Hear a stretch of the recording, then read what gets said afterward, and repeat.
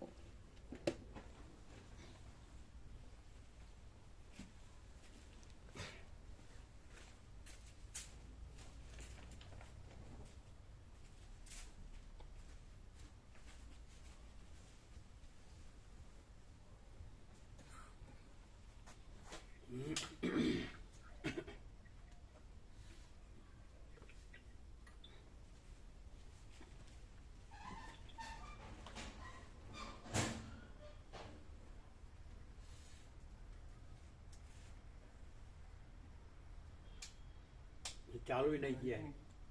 रोज ऐसा क्यों है? बंद कौन करता है? हैं? हम तो बंद करते ही नहीं है उधर से. तो दूसरा कोई करता होगा. कौन करता है मालूम.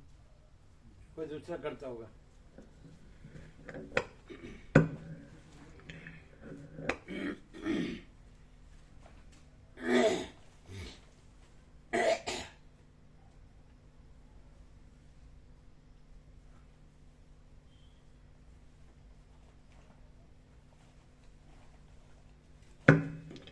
ओम ओम ओम ओम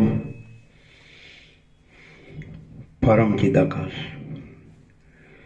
परम ज्योति, अखंड ज्योति, महाचिदाकाश, स्वयं प्रकाश, संपूर्ण प्रकाश, पूर्ण ब्रह्म, अनंत तेजगण, अनंत चिदघन, परमाकाश, केवल अनंत शुद्ध तेजघन, परमाकाश, अखिलात्मा, पूर्ण ब्रह्म, परमात्मा, परम चिदाकाश, परम ज्योति, अखंड ज्योति, अनंत पूर्ण परम चिदाकाश, परम शांति, स्वयं सिद्ध, स्वयं प्रकाश, स्वयं पूर्ण, स्वस्वरूप, यही सब कुछ है, इसके सिवा कुछ नहीं है. शून्यभास, अनंत कोटि, महाकल्पो है ही नहीं. महाचिदाकाश, स्वयं प्रकाश, संपूर्ण प्रकाश, महाचिदाकाश ज्योति, अनंत, अखंड, अभेद, महाचिदाकाश ज्योति, મહાતત્વ, મહાસામાન્ય, મહાચિદાકાશ, સ્વસંવેદ્ય, સહજ નિર્વિકલ્પ, મહાચિદાકાશ, પરમ કૈવલ્ય, પરમ શાંતિ, પરમ ચિદાકાશ, અનંત, પૂર્ણ, નિરપેક્ષ, સત, અનંત, સંપૂર્ણ, અપરિઘે, નિર્ભ્રાંત, નિરપેક્ષ. વસિષ્ઠરામ ઉપશમ પ્રકરણ રાઉન્ડ 41મો રાઉન્ડ.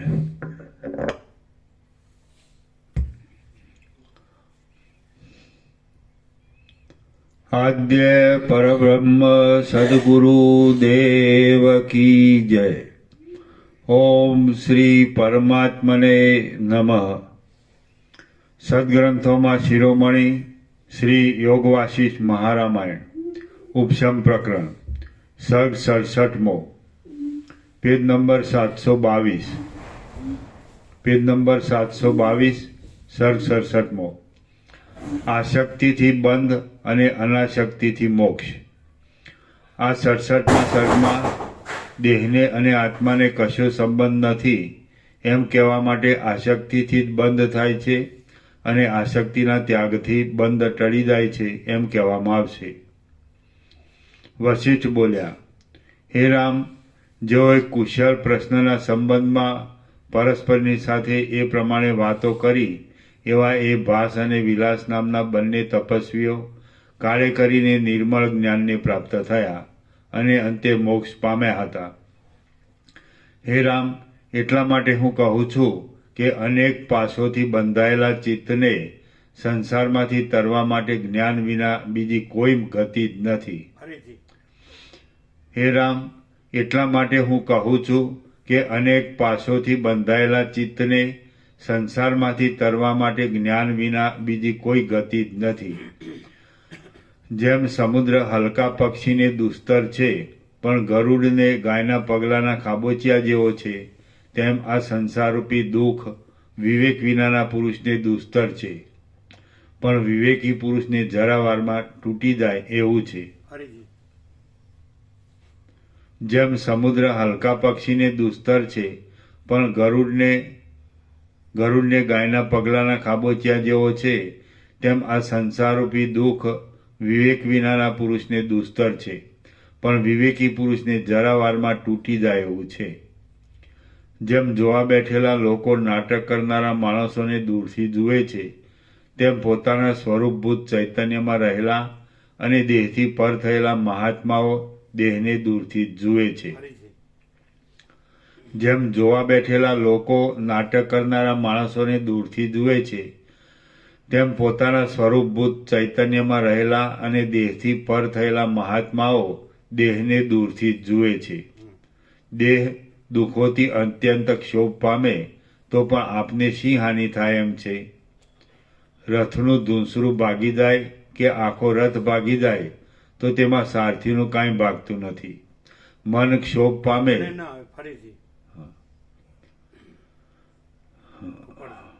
રથનું ધૂંસરું ભાગી જાય, દેહ દુઃખોથી અત્યંત ક્ષોભ પામે તો પણ આપને શી હાનિ થાય? આત્માને.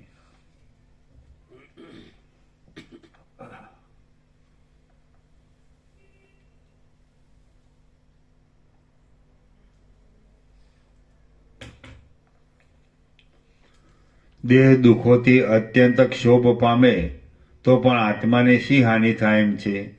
રથનું ધૂંસરું ભાગી જાય કે આખો રથ ભાગી જાય તો તેમાં સારથીનું કાંઈ ભાગતું નથી. મન ક્ષોભ પામે તો તેમાં ચૈતન્યને શું થઈ જાય એમ છે? તરંગો ઉછળવા લાગવાથી સમુદ્રના પૂર્ણપણાની શી હાનિ થાય કે? જેમ જળને હંસોની સાથે તથા પથરાઓની સાથે અને લાકડાની શિલાઓની સાથે કાંઈ પણ સગપણ નથી, તેમ પરમાત્માને ભોગોની સાથે કાંઈ સગપણ નથી.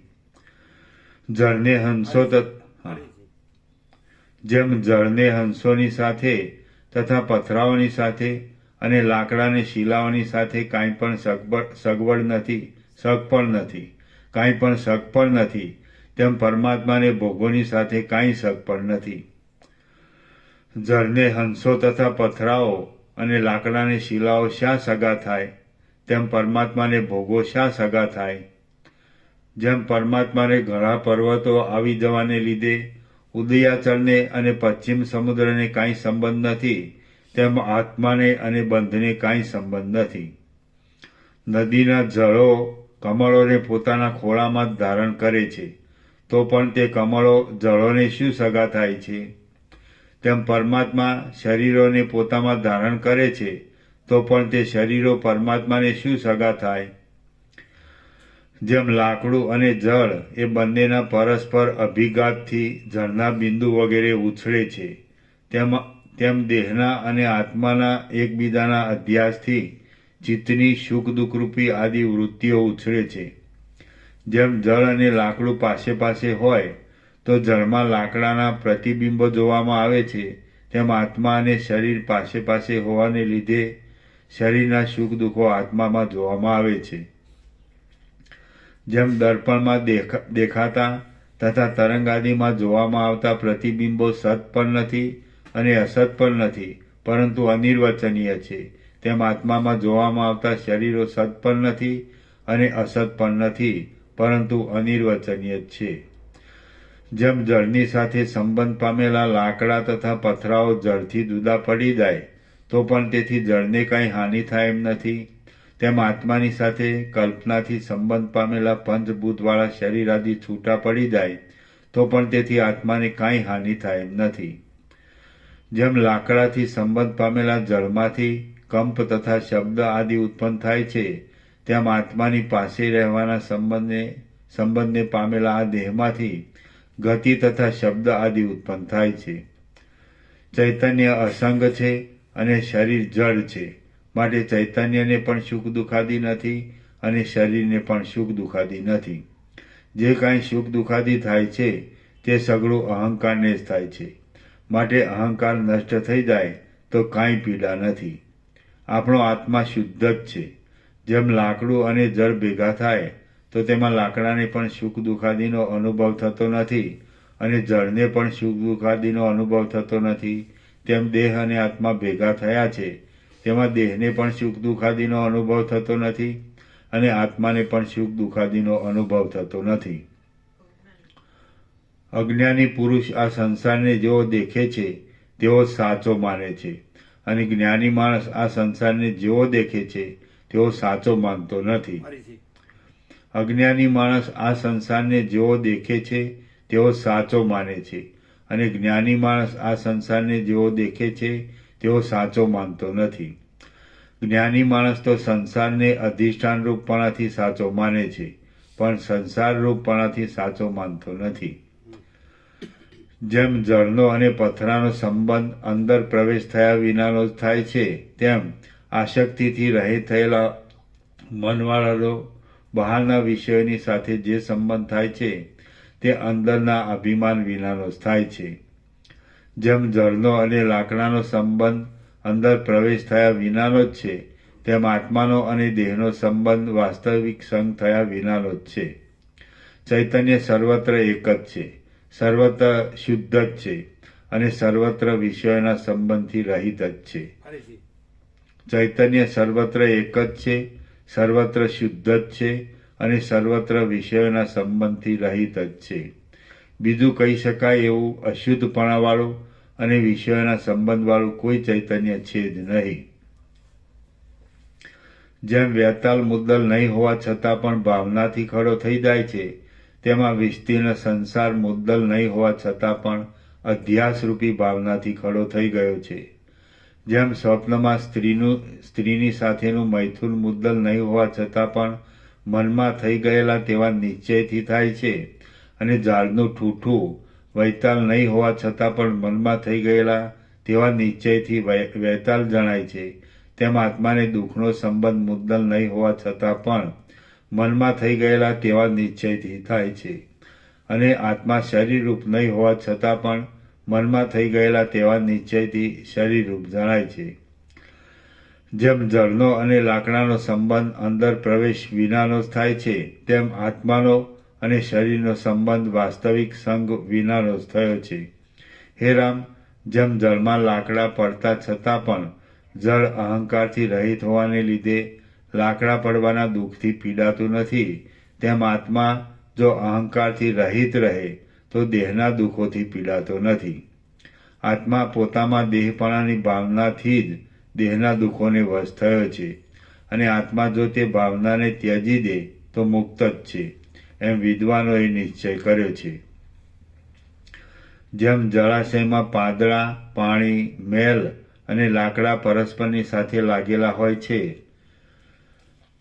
તેમ તો પણ અંદરની આસક્તિ વિનાના હોવાને લીધે તેઓમાં કોઈને કોઈનું સ્નાન સૂતક લાગતું નથી. તેમ આત્મા, દેહ, ઇન્દ્રિયો અને મન પરસ્પરની સાથે લાગેલા હોય તો પણ જો અંદર આસક્તિથી રહિત રહે તો તેઓમાં કોઈને કોઈથી પણ દુઃખ થતું નથી.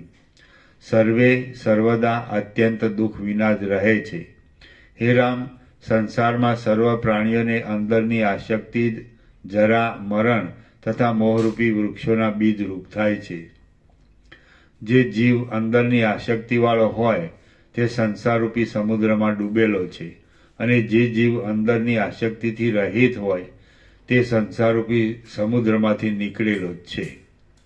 જો ચિત્ત અંદર આસક્તિવાળું હોય તો સંકલ્પોથી અનેક શાખાઓવાળા જેવું થયેલું કહેવાય છે, અને જો અંદર આસક્તિથી રહિત હોય તો લીન થઈ ગયેલું જ કહેવાય છે. મન જો આસક્તિવાળું હોય તો તેને ભાગી ગયેલા સ્ફટિકના શિવલિંગની જેમ અપવિત્ર સમજો. મારું મન આસક્તિ વિનાનું છે, માટે સ્ફટિકના અખંડિત શિવલિંગની જેમ અત્યંત પવિત્ર છે. ચિત્ત સંસારના વ્યવહાર કર્યા કરતું હોય તો પણ જો આસક્તિ વિનાનું હોય તો નિર્મળ છે તથા મુક્ત જ છે એમ સમજવું, અને જો લાંબા કાળથી તપ કર્યા કરતું હોય અને તે છતાં આસક્તિવાળું હોય તો અત્યંત બંધનવાળું જ છે એમ સમજવું. અંદર આસક્તિવાળું મન બંધાયેલું છે અને આસક્તિથી રહિત થયેલું મન મુક્ત છે. અંદરની આસક્તિવાળું મન એ જ બંધનું કારણ છે, અને તે આસક્તિ વિનાનું મન એ જ મોક્ષનું કારણ છે. જેમ લાકડા ઉપાડવા માટે ગયેલું વહાણ લાકડા ઉપાડવાની આસક્તિથી રહિત હોવાને લીધે લાકડા ઉપાડવાના કોઈ જાતના ગુણદોષોથી લેપાતું નથી, તેમ પુરુષ સંસારના કાર્યો કરતો હોય તો પણ અંદર આસક્તિથી રહિત હોય તો તે કાર્યોના કોઈ જાતના ગુણદોષોથી લેપાતો નથી. જીવને જો અંદર આસક્તિ હોય તો તે બેસી રહેવા છતાં પણ તેને કર્તાપણું પ્રાપ્ત થાય છે. જેમ કોઈ માણસ સૂઈ ગયેલો હોય છે તો પણ તેને મનમાં આસક્તિ હોવાથી સ્વપ્નમાં સુખ દુઃખો આપનારા ઘણા ભ્રમોનું કર્તાપણું પ્રાપ્ત થાય છે. દેહ કશી ક્રિયા કરતો ન હોય તો પણ ચિત્ત જો ક્રિયાઓને કર્યા કરતું હોય તો જીવને સુખ દુઃખો પ્રાપ્ત થયા વિના રહેતા નથી. એ વાત સ્વપ્નમાં મનની ચેષ્ટાથી પ્રાપ્ત થતા સુખ દુઃખો ઉપરથી આપણા અનુભવમાં જ છે. મન જો પોતાની અંદર કાંઈ કરતું ન હોય તો જીવને સ્ફુટ રીતે કરતાપણું છે જ નહીં. સુષુપ્તિ અવસ્થામાં મનની ક્રિયાઓથી રહિત થયેલો પુરુષ ગતિ કરે છે તો પણ તે હું કરું છું એવું અભિમાન ધરતો નથી.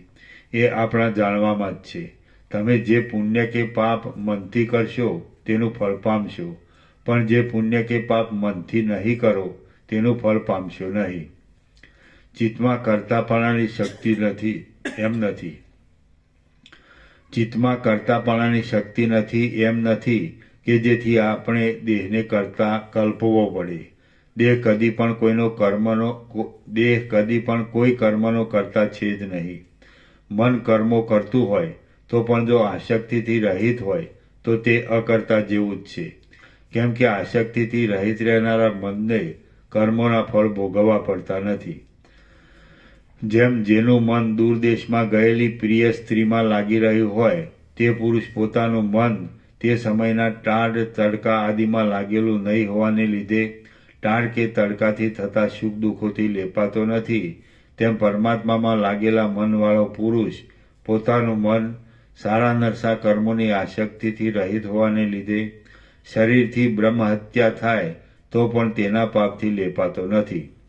અને શરીરથી અશ્વમેઘ થાય તો પણ તેના પુણ્યથી લેપાતો નથી. અંદરની આસક્તિથી રહિત થયેલો અને નિર્વિક્ષેપ સુખને પ્રાપ્ત થયેલો જીવ બહારથી ક્રિયાઓ કરતો હોય તો પણ તે કરતા કે ભોગતા કદી પણ થતો નથી.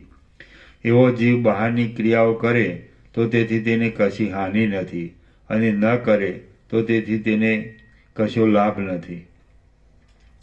જે મન અંદરની આસક્તિથી રહિત હોય તે મન કરતા નથી, તે તો મુક્ત જ છે, શાંત છે, યોગ્ય છે અને નિર્લેપ છે. હે રામ, માટે શરીરની સાથે સંબંધ ધરાવનારી સઘળી વસ્તુઓને તથા સઘળી ક્રિયાઓને મનથી બહાર રાખવી એ જો સઘળી વસ્તુઓનો તથા સઘળી ક્રિયાઓનો ત્યાગ કરવાનો મુખ્ય ઉપાય છે એમ નિશ્ચય કરીને સમજુ પુરુષે અંદરની આસક્તિ કે જે સઘળા દુઃખોને ઉત્પન્ન કરનારી હોવાને લીધે અત્યંત ક્રૂર છે તેને ત્યજી દેવી જોઈએ.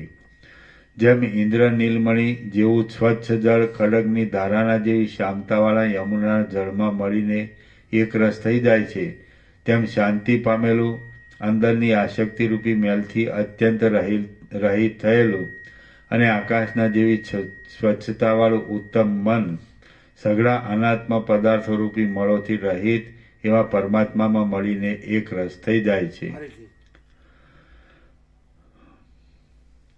જેમ ઇન્દ્ર નીલમણી જેવું સ્વચ્છ જળ ખડગની ધારાના જેવી શાંતતાવાળા યમુનાના જળમાં મળીને એક રસ થઈ જાય છે, તેમ શાંતિ પામેલું અંદરની આસક્તિરૂપી મેલથી અત્યંત રહિત થયેલું અને આકાશના જેવી સ્વચ્છતાવાળું ઉત્તમ મન સઘળા અનાત્મ પદાર્થોરૂપી મળોથી રહિત એવા પરમાત્મામાં મળીને એક રસ થઈ જાય છે.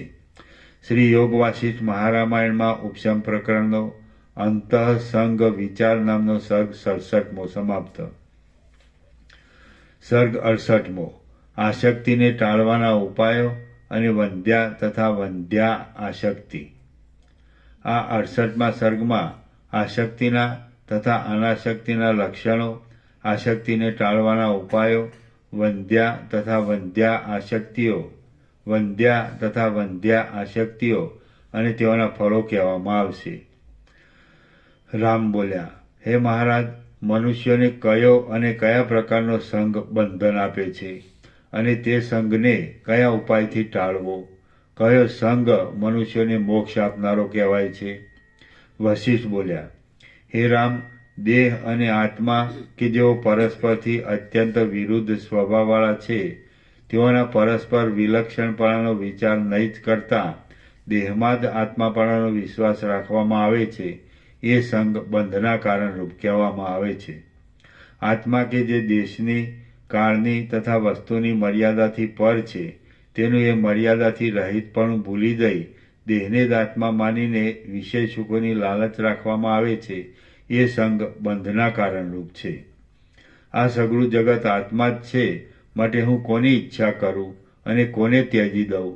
ઈચ્છવા યોગ્ય કે ત્યજી દેવા યોગ્ય કાંઈ છે જ નહીં એમ સમજી અસંગપણાથી રહેવું એ જીવન મુક્તની સ્થિતિ કહેવાય છે. હું દેહ પણ નથી અને દેહ મારાથી જુદો પણ નથી, માટે દેહ કે જે મિથ્યા જ છે તેમાં વિષય સુખો મળે તો પણ ભલે અને ન મળે તો પણ ભલે, હું તો અસંગ જ છું. એવી રીતનો જેના મનનો નિશ્ચય હોય તે પુરુષ જીવન મુક્ત કહેવાય છે. જે પુરુષ કર્મોના ત્યાગને ન ઈચ્છે, કર્મોમાં આસક્ત પણ ન થાય, સિદ્ધિમાં તથા અસિદ્ધિમાં સમાન બુદ્ધિવાળો રહે અને કર્મોના ફળોનો ત્યાગ કરે તે પુરુષ સંગ વિનાનો કહેવાય છે. આત્મામાં જ એક નિષ્ઠા રાખનારા જે પુરુષનું મન હર્ષને, ક્રોધને વશ ન થતું હોય તે પુરુષ સંગથી રહિત અને જીવન મુક્ત કહેવાય છે. જે પુરુષ સઘળા કર્મોનો તથા તેના ફળ આદિનો ક્રિયાથી નહીં પણ મનથી જ સારી પેઠે ત્યાગ કરી દે તે પુરુષ સંગથી રહિત કહેવાય છે. જો એક આસક્તિને ત્યજી દેવામાં આવે તો અનેક પ્રકારના રોગોથી થતી સઘળી ચેષ્ટાઓનું ઓસડ મળી આવે છે અને મોક્ષરૂપી પરમ પુરુષાર્થની પ્રાપ્તિ થાય છે. આસક્તિને લીધે જ ઉદય પામતા સઘળા દુઃખોના સમૂહો ખાડામાં ઉગેલા કાંટાળા વૃક્ષોની જેમ સેંકડો શાખાઓથી ફેલાય છે.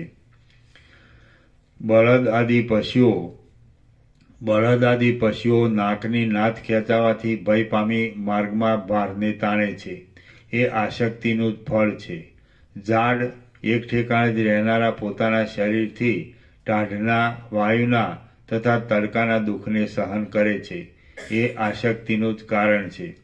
કીડો ધરતીના દરમાં રહી અત્યંત પીડાતો દુઃખમાં જ પોતાનું આયુષ્ય પૂરું કરે છે. એ આસક્તિનું જ કારણ છે. પક્ષી ઝાડની શિખા ઉપર રહેતા, ભૂખથી પીડાતા અને પારધી આદિનો નિરંતર ત્રાસ રાખતા જ પોતાના આયુષ્યને પૂરું કરે છે. એ આસક્તિનું જ કારણ છે. દુર્વાના અંકુરોનો અને ખડનો આહાર કરનારો મૃગ પારધીનું બાણ વાગવાથી પીડા પામીને દેહનો ત્યાગ કરે છે. એ આસક્તિનું જ કારણ છે. આ અનાદિકાળના જૂના જીવો વારંવાર જન્મ્યા કરે છે અને કીટ પતંગોના અવતારોની પ્રાપ્ત થાય છે. એ આસક્તિનું જ કારણ છે. જેમ જળાશયોમાં તરંગો ઉત્પન્ન થઈને નષ્ટ થઈ જાય છે, તેમ આ અનંત પ્રાણીઓ જન્મીને મરી જાય છે. એ આસક્તિનું જ કારણ છે. માણસો લતાઓની તથા તૃણોની યોનિઓને પામે છે, વારંવાર મરે છે અને નિરુપાય થઈ જાય છે. એ આસક્તિનું જ કારણ છે. અનર્થોની પરંપરાઓ જેવા સેંકડો પદાર્થોથી ભરેલી આ સંસારરૂપી નદી વૃદ્ધિ પામે છે. એ આસક્તિનું જ કારણ છે. હે રામ, વંદ્યા વંદન કરવા યોગ્ય, વખાણવા યોગ્ય. હે રામ, વંદ્યા અને વંદ્યા વાંજણી પુરુષાર્થરૂપી ફળથી રહિત એમ બે પ્રકારની આસક્તિ છે. અજ્ઞાનીઓને સઘળા સંસારના વિષયોમાં જે આસક્તિ છે તે વંદ્યા આસક્તિ છે, અને તત્વવેત્તાઓને, જીવનમુક્ત પુરુષોને સ્વરૂપના અનુસંધાનમાં જે આસક્તિ છે તે વંદ્યા આસક્તિ છે. આત્મતત્વનો બોધ નહીં થતાં દેહ આદિ વસ્તુઓમાં થયેલી દ્રઢ આસક્તિ કે જે ફરીવાર પણ સંસારમાં જ નાખનારી છે તે વંદ્યા કહેવાય છે. સાચા વિવેકને લીધે આત્મતત્વનો બોધ થતાં સ્વરૂપના અનુસંધાનમાં દ્રઢ આસક્તિ કે જે ફરીવાર સંસારના ફેરાને ટાળી જ નાખે છે તે વંદ્યા કહેવાય છે. હસ્તોમાં શંખને, ચક્રને તથા ગદાને ધારણ કરનારા વિષ્ણુદેવ વંદ્યા આસક્તિને લીધે જ જીવનમુક્તપણાથી અનેક પ્રકારની લીલાથી ત્રૈલોક્યનું પાલન કરે છે. સૂર્યનારાયણ વંદ્યા આસક્તિથી દરરોજ નિરાધાર આકાશના માર્ગમાં નિરંતર ગતિ કર્યા કરે છે. મોટા કલ્પને અંતે વિદેહ મુક્તિમાં શાંતિ માટે કલ્પાયેલું બ્રહ્માનું શરીર વંદ્યા આસક્તિથી જગતનું નિર્માણ કર્યા કરે છે. પાર્વતીરૂપી બંધનના સ્તંભમાં લીલાથી બંધાયેલું અને વિભૂતિથી શણગારેલું સદાશિવનું શરીર વંદ્યા આસક્તિથી જગતનો પ્રલય કરે છે. બ્રહ્મતત્વના બોધમાં દ્રઢ સ્થિતિને પામેલા સિદ્ધ લોકો, લોકપાલો તથા બીજા મહાત્માઓ વંદ્યા આસક્તિથી જગતમાં રહ્યા છે. મહલ્લોક આદિ ઊંચા લોકોમાં રહેનારા ભૃગુ આદિ મહાત્માઓ વંદ્યા આસક્તિને લીધે જ જરાતી તથા મરણથી રહિત થયેલા પોતાના શરીરોરૂપી યંત્રોને ધારણ કરી રહ્યા છે. જેમ ગીધ પક્ષી માંસના ટુકડાઓની ઉપર ઝડપ નાખે છે, તેમ મન રમણીયપણાની ખોટી ભ્રાંતિથી ભોગો ઉપર ઝડપ નાખે છે. એ વંદ્યા આસક્તિનો પ્રભાવ છે. વાયુ આસક્તિથી જ બ્રહ્માંડની અંદર વાય છે. પંચભૂતો આસક્તિથી જ બ્રહ્માંડમાં રહ્યા છે અને જગતની સ્થિતિ પણ આસક્તિથી જ ચાલ્યા કરે છે. બ્રહ્માંડરૂપી ઉમરાનું ફળ કે જેમાં સ્વર્ગનો, પૃથ્વીનો તથા પાતાળનો સમાવેશ છે, તેમાં દેવો, મનુષ્યો, સર્પો અને અસુરો ગણગણતા મચ્છરોની જેમ રહ્યા છે. એ પણ આસક્તિનો મહિમા છે. જળાશયના તરંગોની જેમ જગતમાં અનંત પ્રાણીઓ જન્મે છે, મરે છે, ઊંચે ચડે છે અને નીચે પડે છે. એ સગળો આસક્તિનો જ મહિમા છે. પ્રાણીઓ ઝરણાઓના જળકણોની જેમ અમથા પ્રકટ થઈને પાછા લીન થાય છે. એ આસક્તિનો જ મહિમા છે. પરસ્પરના હાથથી મરણ પામતા, જડતાથી જર્જરિત થયેલા અને ભારે ભ્રાંતિમાં પડેલા સર્વ લોકો ખરી પડેલા પાંદડાની જેમ ભ્રમણ કર્યા કરે છે. એ આસક્તિનો જ મહિમા છે. હે રામ, ઝાડમાં મચ્છરોના સમૂહની જેમ અને પાતાળમાં જળના ધોધની જેમ નક્ષત્રોનો સમૂહ આકાશમાં ફર્યા કરે છે અને વારંવાર એકની એક ગતિ પામ્યા કરે છે, એ આસક્તિનું ફળ છે. ચંદ્ર ઉદય અસ્તોથી તથા વૃદ્ધિ ક્ષયોથી જીર્ણ થયેલા કાળરૂપી બાળકને રમવાના દડા જેવા અને કાળા કલંકવાળા પોતાના જળમય દેહને આજ સુધી ત્યજી દેતો નથી, એ આસક્તિનો જ મહિમા છે. દેવતાઓ મનરૂપી વ્રણથી દુઃખી થવા છતાં પણ અનેક યુગોના ફેરફારોના દુઃખો જોવામાં આવવાથી કઠિન થઈ ગયેલા એ મનરૂપી વ્રણને આસક્તિને લીધે જ કાપી નાખતા નથી. હે રામ, પરબ્રહ્મરૂપી આકાશમાં કોઈએ કેવળ વાસનાને લીધે જ આ જગતરૂપી વિચિત્ર ચિત્ર આલેખ્યું છે, તે જુઓ. નિરાકાર પરબ્રહ્મરૂપી આકાશમાં મનની આસક્તિરૂપી એક રંગથી જ આ જગતરૂપી ચિત્ર રચાયું છે, માટે તે કદી પણ સત્ય નથી. આ સંસારમાં મનથી આસક્ત રહીને વ્યવહાર કરનારા લોકોના શરીરરૂપી તૃણોને તૃષ્ણારૂપી અગ્નિની જ્વાળા બાળી નાખે છે. જેનું મન સંસારમાં આસક્ત હોય તેના જન્મોને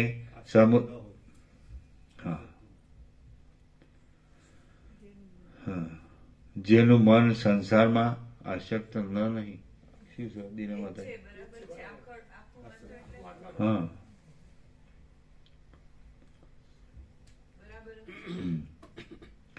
જેનું મન સંસારમાં આસક્ત હોય તેના જન્મોને સમુદ્રની રેતીઓને અને ત્રસરેણુઓને ઘણી કાઢવામાં, જેનું મન સંસારમાં આસક્ત હોય તેના જન્મોને સમુદ્રની રેતીઓને અને ત્રસરેણુઓને ઘણી કાઢવામાં કોણ સમર્થ છે?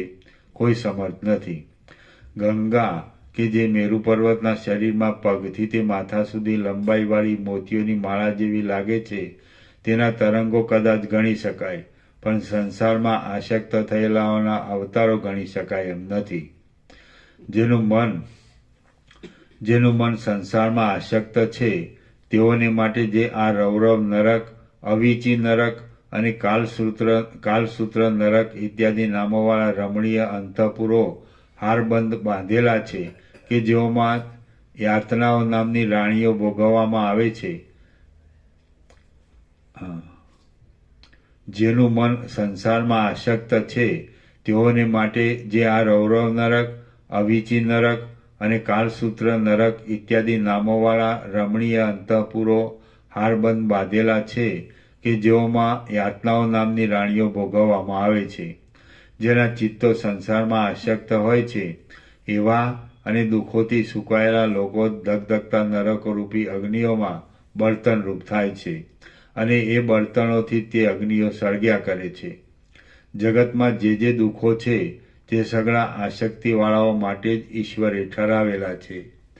જેમ જળના કલ્લોલોથી વ્યાપ્ત થયેલી મોટી નદીઓ સમુદ્રને પ્રાપ્ત થાય છે, તેમ દુઃખોની સઘળી પરંપરાઓ જેનું ચિત્ત આસક્તિવાળું હોય તેને જ પ્રાપ્ત થાય છે. મનના વિષયરૂપી જેનું શરીર એક જાતના બોજારૂપ જ છે, એવી અને જીવોને જન્મ મરણની દુર્દશાઓમાં નાખવાને જ ઈચ્છનારી અવિદ્યાએ આ સઘળી દુઃખોની જાળ પાથરેલી છે. હે રામ, જેમ વર્ષાઋતુમાં નદીઓ ઝરણા પૂરથી ખૂબ જ ફેલાય છે, તેમ ઐશ્વર્ય આદિ સઘળી વિભૂતિઓ ભોગોની આસક્તિના ત્યાગથી ગ્રહણથી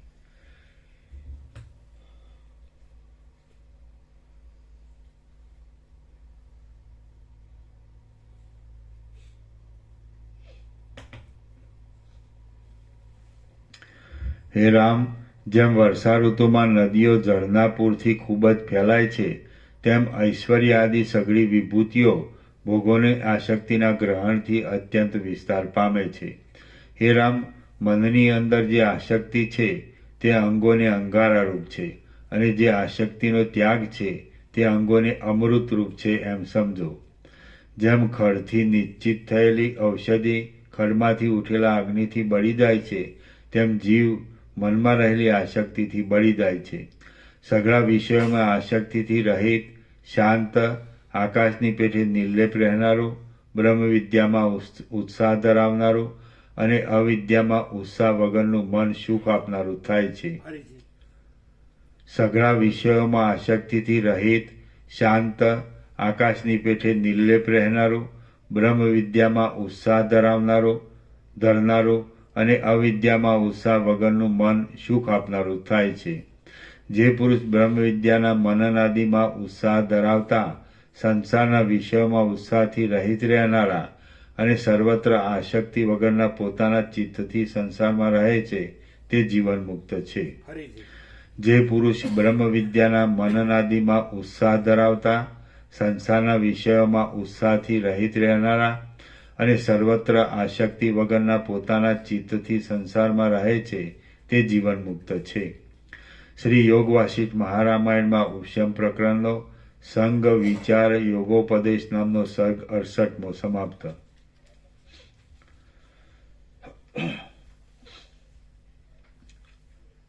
સર્ગ 69મો. મનને આસક્તિ રહિત કરી બ્રહ્મરૂપે અવશિષ્ટ કરવાનો ક્રમ. આ 69મા સર્ગમાં જે ક્રમથી મન સઘળા વિષયોની આસક્તિને છોડી દઈ સાક્ષીમાં સ્થિર થાય અથવા સાક્ષીને પણ ત્યજી દઈને બ્રહ્મરૂપણાથી અવશેષ રહે તે ક્રમ કહેવામાં આવશે. વશિષ્ઠ બોલ્યા, હે રામ, સર્વદા સર્વ વ્યવહારમાં પુત્ર, સ્ત્રી તથા મિત્ર આદિ સઘળાઓની સાથે રહેતા અને સઘળા પ્રકારના કાર્યો કરતા પણ સમજુ પુરુષે પોતાના મનને ધન આદિના ઉદ્યમોમાં આસક્ત રાખવું નહીં.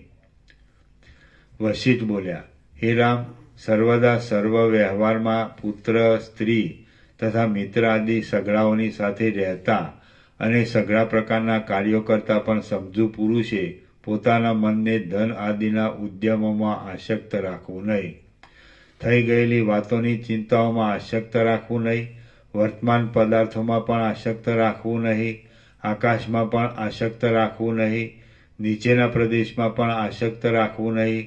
મધ્યમાં પણ આસક્ત રાખવું નહીં. અને દિશાઓમાં કે ખૂણાઓમાં પણ આસક્ત રાખવું નહીં.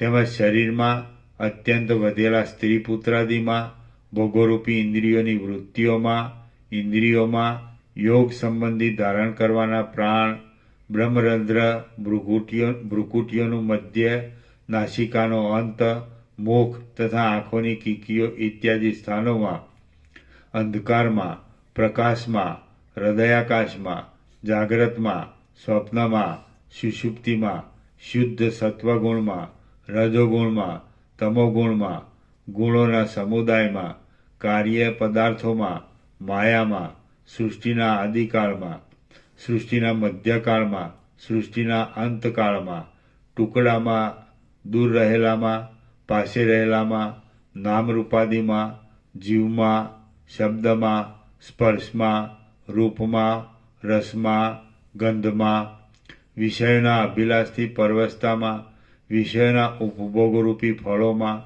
બીજા લોકમાં જવા આવવારૂપી સિદ્ધિઓમાં અને લાંબા કાળ સુધી જીવવા આદિ સિદ્ધિઓમાં પણ સમજુ પુરુષે પોતાના મનને આસક્ત રાખવું નહીં. મન કેવળ બુદ્ધિના સાક્ષીમાં જ શાંતિ લઈને અને બીજા સઘળા વિષયો તુચ્છ સમજી લે, વ્યાપક ચૈતન્યના જ અનુસંધાનમાં રહે એમ કરવું જોઈએ. ફરીથી મન કેવળ બુદ્ધિના સાક્ષીમાં જ શાંતિ લઈને અને બીજા સઘળા વિષયો તુચ્છ સમજીને વ્યાપક ચૈતન્યના જ અનુસંધાનમાં તત્પર રહે એમ કરવું જોઈએ. સર્વત્ર આસક્તિઓ ટળી જવાથી અને આ સ્થિતિમાં જ રહેવાથી બ્રહ્મપણાને પ્રાપ્ત થયેલો જીવ આ સઘળા વ્યવહારને કરે તો પણ ભલે અને ન કરે તો પણ ભલે. ફરીથી સર્વત્ર આસક્તિઓ ટળી જવાથી અને આ સ્થિતિમાં જ રહેવાથી બ્રહ્મપણાને પ્રાપ્ત થયેલો જીવ આ સઘળા વ્યવહારને કરે તો પણ ભલે અને ન કરે તો પણ ભલે. વ્યવહાર કરવાથી કે ન કરવાથી તેને કાંઈ પણ હાનિ કે લાભ થતા નથી. જેમ આકાશ વાદળાઓની સાથે સંબંધ પામતું નથી, તેમ આત્મારામ થયેલો જીવ ક્રિયાઓના ફળોથી સંબંધ પામતો નથી. માટે એવો જીવ ક્રિયાઓ કરે તો પણ ભલે અને ન કરે તો પણ ભલે, અથવા જીવ સાક્ષી ચૈતન્યનો પણ ત્યાગ કરી શાંત ચૈતન્યગન થઈને જેમ શોભિતો શાંતિમણી પોતાના સ્વરૂપમાં જ રહે છે તેમ પોતાના સ્વરૂપમાં જ રહે એમ કરવું. હે રામ, સ્વરૂપમાં શાંતિ પામેલો, સર્વદા સ્વયં પ્રકાશ રહેતો અને વ્યવહારના ફળોમાં ઈચ્છા નહીં કરતો જીવ વ્યવહાર કરતો હોય તો પણ અવિદ્યા આદિથી રહિત હોવાને લીધે કર્મોના ફળોના સંબંધને પ્રાપ્ત થતો નથી અને પ્રારબ્ધનો ક્ષય થવા સુધી દેહરૂપી ભારને જાણે સહન કરી રહ્યો હોય એવી સ્થિતિમાં રહે છે. શ્રી યોગ વાસિષ્ઠ મહારામાયણમાં ઉપશમ પ્રકરણનો શાંતિ સમાયાત યોગોપદેશ નામનો સર્ગ 69મો સમાપ્ત. સર્ગ 70મો. આસક્તિ રહિત મનુષ્ય વ્યવહારિક દોષોથી પરિતાપ પામતો નથી. આ 70મા સર્ગમાં અસંગતપણાના સુખમાં શાંત થયેલો પુરુષ વ્યવહારથી ઉત્પન્ન થતા દોષોથી પરિતાપ પામતો નથી એ વિષયનું યુક્તિપૂર્વક વિવરણ કરવામાં આવશે. વશિષ્ઠ બોલ્યા, હે રામ, અસંગપણાના શુભનો જ નિરંતર સ્વાદ લેનાર ઘણા મહાત્મા પુરુષો વ્યવહાર કરવા છતાં પણ અંદર શોકથી તથા ભયથી રહિત થઈને રહેલા છે. જીવનમુક્ત પુરુષ કે જે ધનનો નાશ તથા અપમાન આદિ ક્ષોભ ઉપજાવનારા કારણોથી ક્ષોભ પામવા જેવો દેખાતા છતાં પણ ક્ષોભથી રહિત જ હોય છે અને ચિત્તને વાસ્તવિક બ્રહ્માનંદરૂપી સુખમાં કોઈ જાતનો પણ વાંધો નહીં રહેવાને લીધે અંદર પૂર્ણ હોય છે, તેના મુખની શોભા પૂર્ણિમાના ચંદ્રની શોભા જેવી દેખાય છે.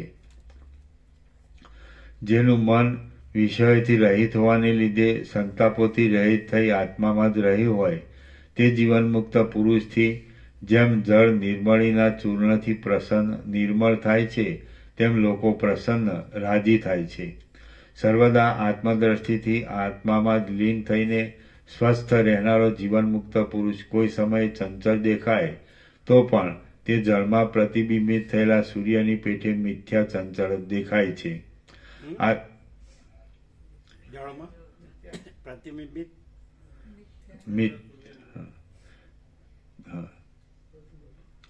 સર્વદા આત્મદ્રષ્ટિથી જ આત્મામાં લીન થઈને સ્વસ્થ રહેનારો જીવનમુક્ત પુરુષ કોઈ સમયે ચંચળ દેખાય તો પણ તે જળમાં પ્રતિબિંબિત થયેલા સૂર્યની પેઠે મિથ્યા ચંચળ જ દેખાય છે.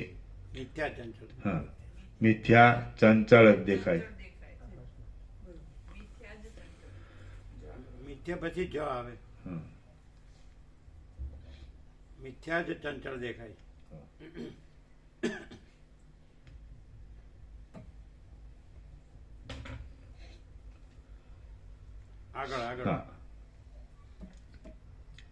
આત્મતત્વને સમજેલા અને આત્મામાં જ રમણ કરતા ભાગ્યશાળી મહાત્મા પુરુષો વ્યવહારમાં પીછાની અણીના જેવા ચંચળ દેખાતા હોય તો પણ અંદર મેરુ પર્વત જેવા અચળ જ હોય છે.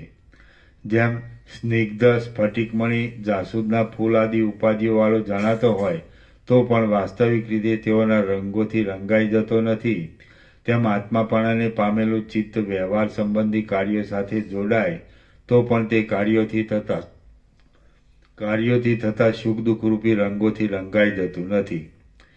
જેમ જળની રેખા કમળને ચોંટતી નથી તેમ સંસારની દ્રષ્ટિ જીવના તથા ઈશ્વરના તત્વને જાણનારા પ્રકાશવાળા ઉત્તમ ચિત્તને ચોંટતી નથી. જ્યારે પુરુષ પરમાત્માના જ્ઞાનને પ્રાપ્ત થઈ કલ્પનારૂપી મેલોથી રહિત થઈને સમાધિ ધર્યા વિના પણ સમાધિમાં રહેલાના જેવો સુખમગ્ન રહે ત્યારે આસક્તિથી અત્યંત રહિત થયેલો કહેવાય છે. જ્યારે પુરુષ પરમાત્માના જ્ઞાનને પ્રાપ્ત થઈ કલ્પનારૂપી મેલોથી રહિત થઈને સમાધિ ધર્યા વિના પણ સમાધિમાં રહેલાના જેવો સુખમગ્ન રહે ત્યારે આસક્તિથી અત્યંત રહિત થયેલો કહેવાય છે. જીવ આત્મારામપણાથી સંસારમાં સંગ રહિતપણાને પ્રાપ્ત થાય છે, કેમ કે સંગ એટલે આસક્તિ આત્મજ્ઞાનથી જ પાતળો થતો જાય છે, તે વિના બીજા કોઈ પ્રકારથી પાતળો થતો નથી. હે રામ, આ આત્મામાં જ આસક્તપણારૂપી સ્થિતિમાં રહેલો જીવ સર્વદા પ્રિયથી અપ્રિયથી જીવનથી અને મરણથી રહિત હોવાને લીધે જાગ્રતમાં પણ સુષુપ્તિમાં રહેલા જેવો થાય છે. જેમ ચંદ્ર પોતાની કળાઓના ફેરફારોના ક્રમથી અમાવાસ્યાના દિવસે સૂર્યપણાને પ્રાપ્ત થાય છે તેમાં જાગ્રતમાં પણ સુષુપ્તિરૂપી અવસ્થામાં રહેવાના અભ્યાસના ક્રમથી પ્રવૃત્તાને જમાવટને પામેલો જીવ અત્યંત પવિત્ર પરમાત્માપણાને પ્રાપ્ત થાય છે. જીવ એવી સુષુપ્તિ દશાને પામીને જીવતા સુધી વ્યવહાર કર્યા કરે છે તો પણ સુખ દુઃખરૂપી રજ્જુઓથી કદી પણ ખેંચાતો નથી. જેમ નાચવાને માટે બનાવેલા પૂતળાને સુખ દુઃખની દ્રષ્ટિઓ પ્રાપ્ત થતી નથી, તેમ જાગ્રતમાં સુષુપ્તિમાં રહેલો જે પુરુષ જગત સંબંધી વ્યવહારો કરતો હોય તેને સુખ દુઃખની દ્રષ્ટિઓ પ્રાપ્ત થતી નથી. અનિષ્ટની પ્રાપ્તિથી તથા ઈષ્ટના વિયોગથી તાપ આપનારી અહંતારૂપી શક્તિ ચિત્તને પીડા કરે છે, પણ તે શક્તિ જેનું ચિત્ત આત્માપણાને પામેલું હોય તે પુરુષના કયા ભાગને પીડા કરે અને પીડા કેમ કરી શકે? સાધનની દશાથી માંડીને આસક્તિના ત્યાગથી ક્રિયાઓ કરવાના અભ્યાસવાળો, જાગ્રતમાં જ સુષુપ્તિ જેવી દશાને પ્રાપ્ત થયેલી બુદ્ધિવાળો, જીવનમુક્તપણાથી રહેલો જીવ ક્રિયાઓ કરવા છતાં પણ બંધાતો નથી.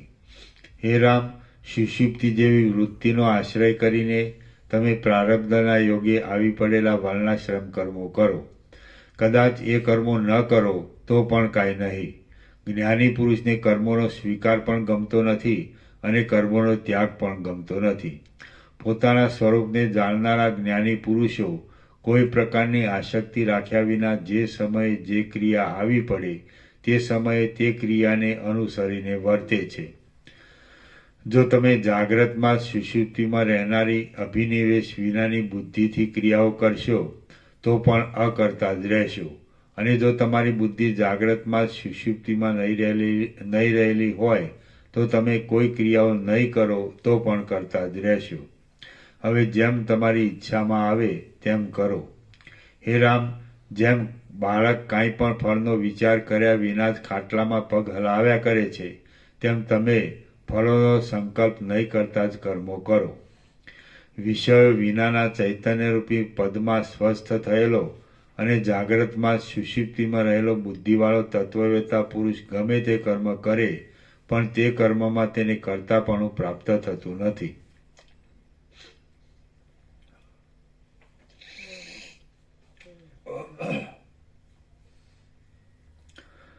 જેમ ચંદ્ર પોતાની અંદર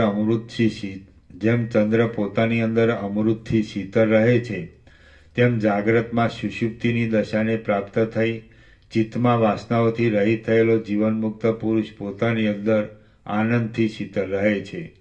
જેમ પર્વત સઘળી ઋતુઓમાં સમાન રહે છે, તેમ જાગ્રતમાં સુષુપ્તિ જેવી દશાને પ્રાપ્ત થયેલો અને પૂર્ણિમાના ચંદ્રના બિંબની પેઠે પૂર્ણ થયેલો મહાતેજસ્વી જીવનમુક્ત પુરુષ વિપત્તિની તથા સંપત્તિની સઘળી અવસ્થાઓમાં સમાન નિર્વિકાર રહે છે. જેમ પર્વત પવનના આવવાથી વૃક્ષાદિ ભાગમાં જ કંપાયમાન થાય છે પણ અંદર કંપાયમાન થતો નથી, તેમ જાગ્રતમાં જ સુષુપ્તિમાં રહેનારો ધીર પુરુષ ક્રિયાઓ કરતા ચિત્તથી બહાર જ ચપળ થાય છે પણ અંદર ચપળ થતો નથી. હે રામ, તમે કે જે નિર્દોષ છો તે સુષુપ્તિ જેવી અવસ્થામાં રહીને શરીરને તરત પાડી નાખો તો પણ ભલે, અને પર્વતની જેમ લાંબા કાળ સુધી ધરી રાખો તો પણ ભલે. આ જાગ્રતમાં સુષુપ્તિમાં રહેવારૂપી સ્થિતિ અભ્યાસના યોગથી સર્વદા દ્રઢ રહેવા લાગે ત્યારે તેને તત્વવેત્તાઓ તુર્યાવસ્થા કહે છે. આ જાગ્રતમાં સુષુપ્તિમાં રહેવારૂપી સ્થિતિ અભ્યાસના યોગથી સર્વદા દ્રઢ રહેવા લાગે ત્યારે તેને તત્વવેત્તાઓ તુર્યાવસ્થા કહે છે. ઉપર કહેલી સુષુપ્તિ જેવી અવસ્થામાં આનંદમય થઈને રહેવાય છે અને તુર્યાવસ્થામાં આનંદરૂપ થઈ જવાય છે. ભાગ્યશાળી જ્ઞાની પુરુષ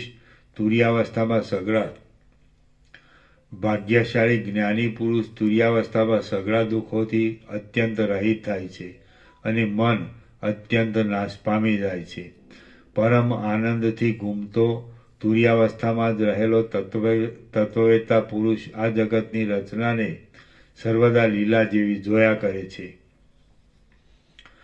શોકથી, ભયથી તથા પરિશ્રમથી રહિત થયેલો અને જેનો સંસારરૂપી ભ્રમ જતો રહ્યો હોય છે એવો તુર્યાવસ્થામાં આરૂઢ થયેલો તત્વવેત્તા પુરુષ ફરીવાર આ સંસારની રચનામાં પડતો નથી.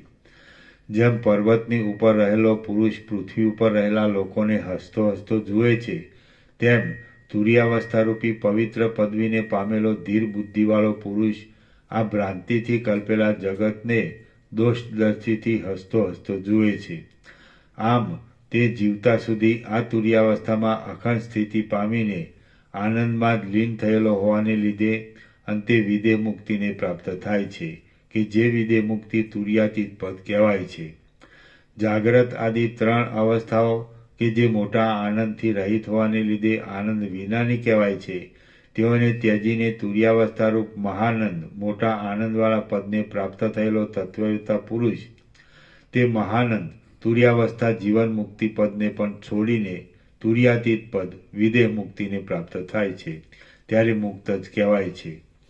જેના સઘળા અજ્ઞાનમય અભિમાનો ક્ષય પામેલા હોય છે અને જન્મ આપનાર કામ કર્માદી સઘળા પાશો ગલિત થઈ ગયા હોય છે, એવો એ મહાત્મા પુરુષ જેમ જળમાં પડેલો સિંધવનો ટુકડો જળની રસમય સત્તાને પ્રાપ્ત થાય છે, તેમ પરમાત્માની અધિષ્ઠાન રૂપી અખંડાનંદ સત્તા સામાન્યને પ્રાપ્ત થાય છે.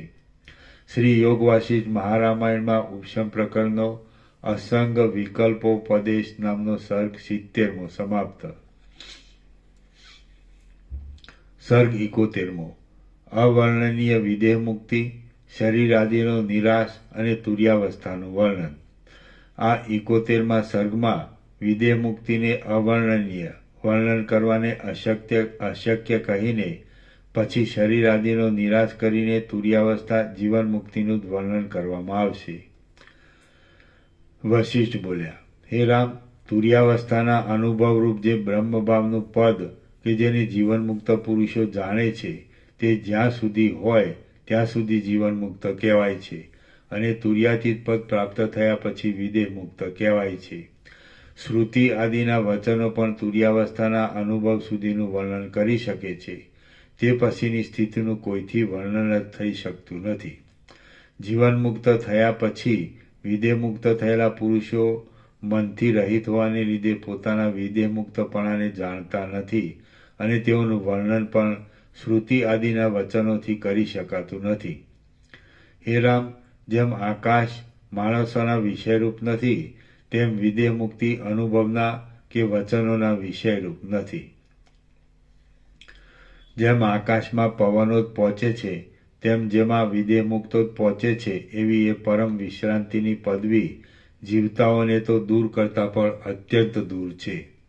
જાગ્રતમાં સુષુપ્તિ જેવી અવસ્થાથી કેટલાક કાળ સુધી જગતની સ્થિતિને ભોગવીને પછી પરમ આનંદથી ઘૂમેલો પુરુષ તુર્યાવસ્થા જીવન મુક્તિને પ્રાપ્ત થાય છે. હે રામ, જીવન મુક્ત પુરુષો જે પદ્ધતિથી નિર્દ્વંદ સુખ દુઃખાદિની પ્રતીતિથી પણ રહિત, હે રામ, જીવન મુક્ત પુરુષો જે પદ્ધતિથી નિર્દ્વંદ પદરૂપી તુર્યાતીત નામની દશાને પ્રાપ્ત થાય છે, તે પદ્ધતિથી તમે પણ એ દશાને પ્રાપ્ત થજો.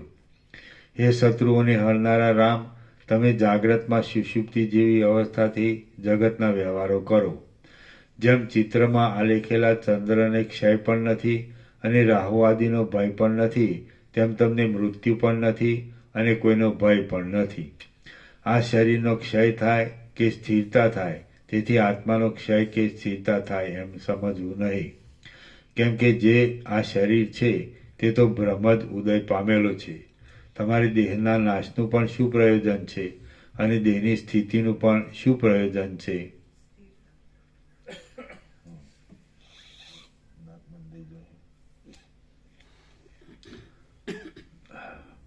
તમારે દેહના નાશનું પણ શું પ્રયોજન છે અને દેહની સ્થિરતાનું પણ શું પ્રયોજન છે?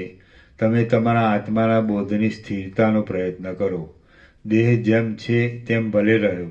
તમે જગતના અધિષ્ઠાનને જાણી ચૂક્યા છો, ત્રણેય અવસ્થાઓના અધિષ્ઠાનને સમજી ચૂક્યા છો અને પોતાના સ્વરૂપને પામી ચૂક્યા છો.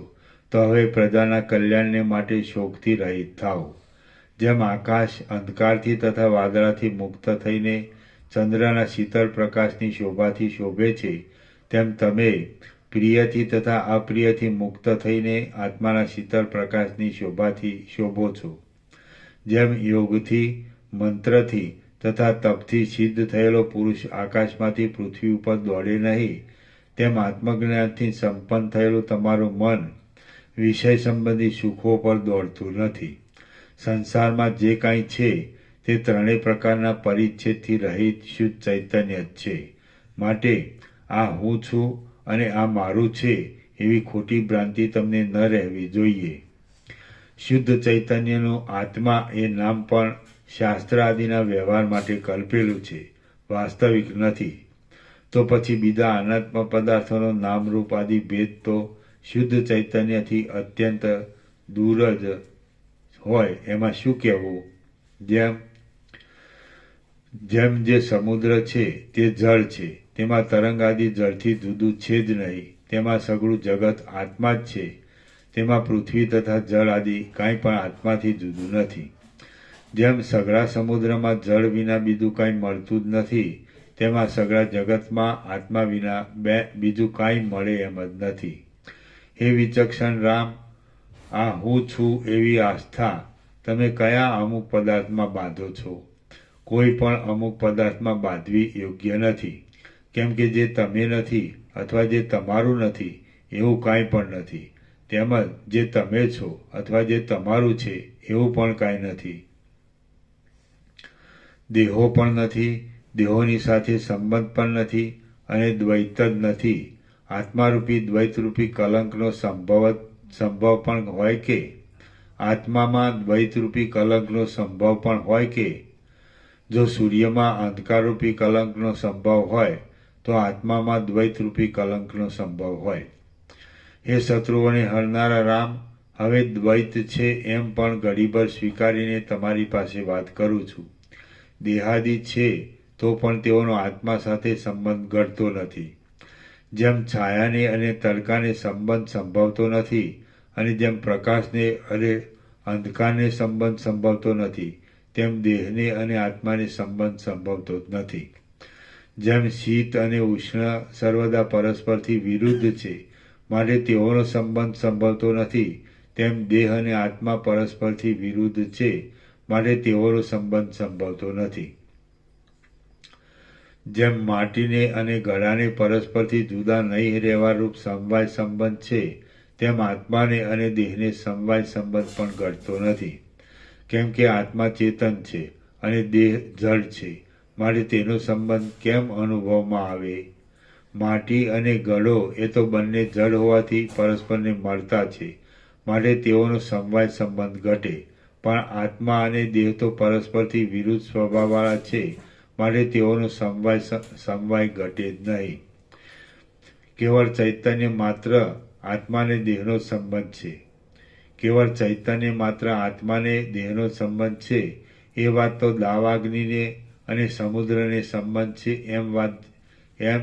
એ વાત જેમ ખોટી હોવાથી ન સમજાય એવી જ છે. જેમ સૂર્યનારાયણના કિરણોમાં કલ્પાયેલો સમુદ્ર ઝાંઝવાના પાણી કિરણોનું અવલોકન કરવાથી બાધિત થઈ જાય છે, તેમ આત્મામાં કલ્પાયેલો દેહનો અને આત્માનો ખોટો સંબંધ આત્માનું અવલોકન કરવાથી બાધિત થઈ જાય છે. આત્મા ચૈતન્યરૂપ છે, નિર્મળ છે, નિત્ય છે, સ્વયં પ્રકાશ છે તથા દુઃખ રહિત છે, અને દેહ તો જડ છે, મળવાળો છે, અનિત્ય છે, બીજાને લીધે તે પ્રકાશે છે અને દુઃખોવાળો છે. માટે આત્મા દેહની સાથે કેમ જ સંબંધ પામે? દેહને આત્માનો સંબંધ ન હોય તો દેહનું ચાલવું કે બળ પામવું ઘટતું નથી. જો દેહ આત્માના સંબંધ વિના ચાલતો હોય કે બળ પામતો હોય તો શબમાં પણ ગતિ અને બળ હોવા જોઈએ એવી શંકા કરવી નહીં. કેમ કે દેહ પ્રાણવાયુથી ચાલે છે અને પ્રાણવાયુને ટકાવી રાખનારા અન્નાદિથી બળ પામે છે, માટે દેહને આત્માની સાથે જરા પણ સંબંધ નથી. હે ઉત્તમ બુદ્ધિવાળા રામ, દ્વૈતનો સ્વીકાર કરતાં પણ દેહના અને આત્માના સંબંધનો સંભવ થતો નથી. ત્યારે દ્વૈતનો સ્વીકાર ન કરવાના સિદ્ધાંત પક્ષમાં તો દેહના અને આત્માના સંબંધની કલ્પના પણ ક્યાંથી હોય? જેમ દેહના અને આત્માના સંબંધનું ખંડન કરવામાં ઘણી યુક્તિઓ છે, તેમ દ્વૈતનું ખંડન કરવાની પણ ઘણી ઘણી યુક્તિઓ છે. એના નીચે ટાંચ છે. આત્માથી જુદો કોઈ પદાર્થ છે એમ દ્વૈત મત કહે છે. હવે તે જુદો પદાર્થ કયો હોઈ શકે? આત્માથી જુદો આત્મા તો હોય નહીં, કારણ કે તે એક અદ્વિતીય પરમાત્મા સ્વરૂપ છે, એટલે તેમાં ભેદ નથી. તેનાથી જુદો પદાર્થ દેહ છે એમ માનો તો તે દેહ જડ છે અને આત્મા ચેતન છે. તે બંનેનો સંબંધ થાય નહીં. તે યુક્તિ ઉપર શ્લોક 18 થી 26 સુધી જણાવી આત્મા અને દેહ સાથે સમવાય સંબંધ છે એમ નૈયાયિકોનું કહેવું છે. તે પણ બરોબર નથી, કારણ કે સમવાય એ નિત્ય સંબંધ છે. ઘડો અને તેનું વીંટેલું કપડું તેનો સંયોગ સંબંધ છે, કારણ કે તે બંનેનો સંબંધ જોઈ શકાય છે અને તેનો સંબંધ છૂટો પણ કરાય છે. પણ ઘડો અને માટીનો સંબંધ જોઈ શકાતો નથી, તેમજ તે છૂટો પાડી શકાતો પણ નથી, એટલે તેને સમવાય સંબંધ કહે છે. આત્મા અને દેહને સમવાય સંબંધ ઘડતો નથી, તેનું ખંડન પણ ઉપર કર્યું છે. જેમ દેહના અને આત્માના સંબંધનું ખંડન કરવામાં ઘણી યુક્તિઓ છે, તેમ દ્વૈતનું ખંડન કરવાની પણ ઘણી ઘણી યુક્તિઓ છે. માટે દ્વૈતરૂપી ભ્રમને છોડી દઈને અદ્વૈતમાં સ્થિતિ કરો. કોઈને કદી પણ અને ક્યાંય પણ બંધ કે મોક્ષ છે જ નહીં. હે રામ, સર્વત્ર બહારના તથા અંદરના પદાર્થો સહિત જે કાંઈ દેખાય છે તે સગળું કાંઈ છે જ નહીં, અને જે છે તે આત્મા જ છે. એવી રીતની ભાવનાને સ્પષ્ટ રીતે દ્રઢ કરો. હું સુખી છું, દુઃખી છું અને મૂઢ છું, એવા પ્રકારની ભાવનાઓ તો કેવળ ઉલટા વિચારો જ છે. એ ખોટી ભાવનાઓને તમે સાચી સમજતા હશો તો હું ધારું છું કે તમને હજી લાંબા કાળ સુધી દુઃખ ભોગવવાની ઈચ્છા છે. જેમ પર્વતની અને ખડની તુલના થાય નહીં, અને જેમ રેશમી વસ્ત્રની અને પથરાની તુલના થાય નહીં, તેમ આત્માની અને શરીરની પણ તુલના થાય નહીં. જેમ તેજને અને અંધકારને સંબંધ પણ નથી અને તેની તુલના પણ નથી, તેમ આત્મા અને શરીર પણ પરસ્પરથી અત્યંત વિરુદ્ધ હોવાને લીધે તેઓને પણ સંબંધ કે તુલના નથી. જેમ શીતની અને ઉષ્ણની એકતા વાતોમાં પણ ક્યાંય જોવામાં આવતી નથી, તેમ આત્માની અને શરીરની એકતા કોઈ શાસ્ત્રમાં પણ જોવામાં આવતી નથી. આત્મા પ્રકાશરૂપ છે અને શરીર જડ છે, માટે તેઓનો સંબંધ કે એકતા ઘટે જ કેમ? જો દેહ આત્મા ન હોય અથવા આત્માના સંબંધવાળો ન હોય તો તે ગતિ તથા ભાષણ આદિ ક્રિયાઓ કેમ કરી શકે? જો દેહ આત્મા ન હોય અને દેહ આત્મા ન હોય અથવા આત્માના સંબંધવાળો ન હોય તો તે ગતિ તથા ભ્રમણ આદિ ક્રિયાઓ કેમ કરી શકે? એવી જો તમારા મનમાં શંકા હોય તો તે ખોટી જ છે. કેમ કે દેહ વાયુથી જ આવે છે, વાયુથી જ ચાલે છે, વાયુથી જ જાય છે, અને નાડીઓમાં ભ્રમણ કરનારા વાયુથી જ શબ્દ કરે છે. જેમ વાંસના છિદ્રોમાં પવનના અભિઘાતથી શબ્દ ઉત્પન્ન થાય છે, તેમ કંઠ તથા તાળવા આદિ દેહના છિદ્રોમાં અંદરના પવનનો અભિઘાત થવાથી ક, ચ, ટ, ત, પ અક્ષરોવાળો શબ્દ ઉત્પન્ન થાય છે. જેમ દેહમાં શબ્દ વાયુથી જ થાય છે, તેમ ચક્ષુ આદિ ઇન્દ્રિયોનું ચલન પણ વાયુથી જ થાય છે. ઇન્દ્રિયો આદિ ઉપાધિઓને છોડી દેતા જે સામાન્ય અનુભવ અવશેષ રહે છે તે જ કેવળ આત્માનું સ્વરૂપ છે. જો ઇન્દ્રિયો આદિ ઉપાધિઓને છોડી દેતા જે સામાન્ય અનુભવ અવશેષ રહે છે તે જ કેવળ આત્માનું સ્વરૂપ છે. જો કે આકાશ, પથરા અને ભીંત આદિ સઘળા પદાર્થોમાં આત્મા છે, તો પણ જેમ પ્રતિબિંબ અરીસામાં જ પ્રગટ થાય છે, તેમ આત્મા ચિત્તમાં અને ચિત્તની વૃત્તિઓમાં જ અનુભવ રૂપે પ્રકટ થાય છે. ચિત્તરૂપી પક્ષી શરીરરૂપી માળાને ત્યજી દઈને પોતાની વાસના પ્રમાણે જ્યાં જાય છે ત્યાં જ આત્માનો અનુભવ થાય છે. જ્યાં પુષ્પ હોય ત્યાં જ ગંધ જણાય છે, તેમ જ્યાં ચિત્ત હોય ત્યાં જ આત્માનો અનુભવ થાય છે. જો કે આકાશ સર્વત્ર છે, પરંતુ અરીસામાં જ તેનું પ્રતિબિંબ પડે છે, તેમ આત્મા સર્વત્ર છે, પરંતુ ચિત્તમાં જ જણાય છે. જેમ પૃથ્વીનો નીચો પ્રદેશ જ જળને વહેવાના સ્થાનરૂપ છે, તેમ ચિત્ત જ આત્માના પ્રતિબિંબના સ્થાનરૂપ છે.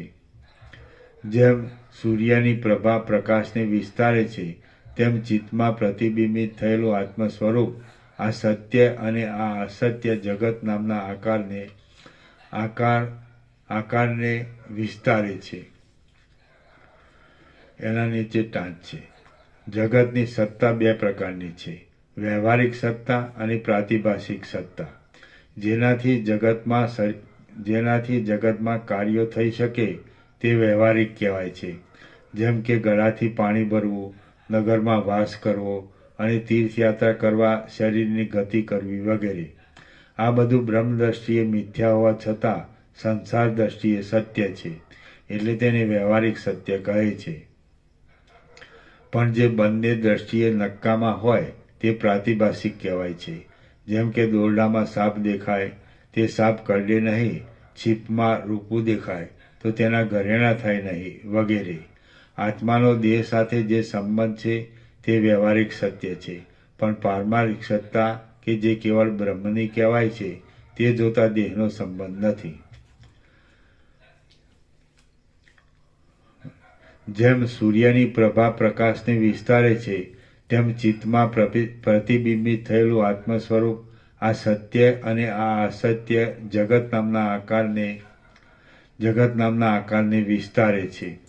હે રામ, માટે આત્માના પ્રતિબિંબો પડવાના સ્થાનકરૂપી ચિત્ત જ આ સઘળા સંસારની ઉત્પત્તિનું કારણ છે. આત્મા પણ પ્રતિબિંબ દ્વારા સંસારની ઉત્પત્તિનું કારણ જણાય છે, તો પણ તે અસંગ અને અદ્વિતીય હોવાને લીધે વાસ્તવિક રીતે સંસારની ઉત્પત્તિ વિના કારણરૂપ ઘટતો નથી. અજ્ઞાન કે જેને વિદ્વાન પુરુષો અવિચાર પણ કહે છે અને મૂર્ખતા પણ કહે છે, તે જ ચિત્તનું કારણ છે. માટે અજ્ઞાન જ સંસારની ઉત્પત્તિનું મુખ્ય કારણ છે. યથાર્થ વિચાર નહીં કરવા રૂપી અજ્ઞાનથી જ ચિત્તને પોતાના સઘળા ભ્રમોના બીજરૂપી આકાર મળ્યો છે. આત્મામાં જન્મ મરણ આદિ અનર્થોનો દેખાવ સૂર્યમાં અંધારાના દેખાવની જેમ તેનો બિલકુલ સંભવ ન હોવા છતાં પણ ચિત્તને લીધે જ જોવામાં આવે છે. હે રામ, જેમ દીવાથી અંધકાર ક્ષણ માત્રમાં નાશ પામે છે, તેમ આત્માના યથાર્થ તત્વના જ્ઞાનથી ચિત્તનો સંપૂર્ણ નાશ થાય છે. માટે સમજુ પુરુષે પોતાથી ચિત્તનો વિચાર કરવો જોઈએ કે જે ચિત્ત જીવ, અંતઃકરણ, ચિત્ત અને મન ઇત્યાદિ અનેક નામો ધરાવે છે. રામ બોલ્યા, હે ગુરુ મહારાજ, ચિત્તના જીવ, અંતઃકરણ, ચિત્ત અને મન ઇત્યાદિ નામો શા શા કારણોથી પ્રસિદ્ધ થયા છે, અને એ મને કહો કે જેથી હું ચિત્તનો વિચાર કરી શકું. વશિષ્ઠ બોલ્યા, હે રામ, જેમ તરંગોના સમૂહો જળની સત્તાથી કદી પણ જુદી સત્તાવાળા થઈ શકતા નથી, તેમ કદી પણ આત્માની સત્તાથી જુદી સત્તાવાળા નહીં શકનારા આ સઘળા પદાર્થો ચિત્તથી જ થયેલા છે. જેમ સમુદ્રનું જળ ચપળતાવાળા તરંગોમાં ચપળતા રૂપે રહે છે, તેમ આત્મા ગતિવાળા પદાર્થોમાં ગતિ રૂપે રહેલો છે. જેમ જળ ગતિ વિનાના સમુદ્રના ભાગોમાં ગતિ વિના રહે છે, તેમ આત્મા ગતિ વિનાના પદાર્થોમાં ગતિ વિના રહેલો છે. પથરા આદિ પદાર્થો કે જેઓ ગતિ વિનાના છે, તેઓ પણ આત્મામાં કલ્પાયેલા છે, અને મનુષ્ય આદિ પદાર્થો કે જેઓ મદિરાના ફીણોની જેમ ગતિવાળા છે, તેઓ પણ આત્મામાં જ કલ્પાયેલા છે. સઘળા સ્થાવર જંગમ પદાર્થોમાં જે શક્તિઓ જોવામાં આવે છે, તે સઘળી શક્તિઓ અજ્ઞાનના અધિષ્ઠાનભૂત આત્માથી જુદી સત્તાવાળી છે જ નહીં, અને અજ્ઞાન પોતે પણ આત્મામાં કલ્પિત હોવાને લીધે આત્માથી જુદી સત્તાવાળું નથી. એ અજ્ઞાનનો જે અંશ આત્માના પ્રતિબિંબથી શોભી રહેલો છે તે જીવ કહેવાય છે, અને તે જીવ જ આ સંસારમાં મહામોહરૂપી અજ્ઞાનના પાંજરારૂપી શરીરમાં હાથીની જેમ બંધાઈ રહ્યો છે. એ જીવ પ્રાણને ધારણ કરે છે, તેથી જીવ કહેવાય છે. અહંકારને ધારણ કરે છે, તેથી હું કહેવાય છે.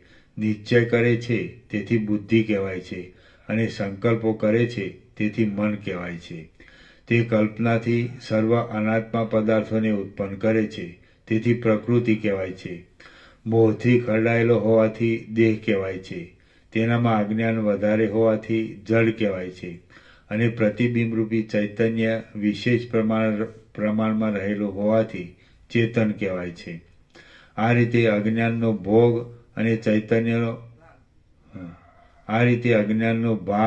અને ચૈતન્યનો પ્રતિબિંબિત ભાગ એ બંને મળીને જે પદાર્થ ગોઠવાયેલો છે તે પદાર્થ જીવ, બુદ્ધિ, મન, ચિત્ત તથા અહંકાર ઇત્યાદિ નામોથી કહેવાય છે. હે રામ, જીવનું આવી રીતનું સ્વરૂપ બૃહદારણ્યક આદિ ઘણા ઉપનિષદોમાં ઘણા પ્રકારોથી કહેલું છે.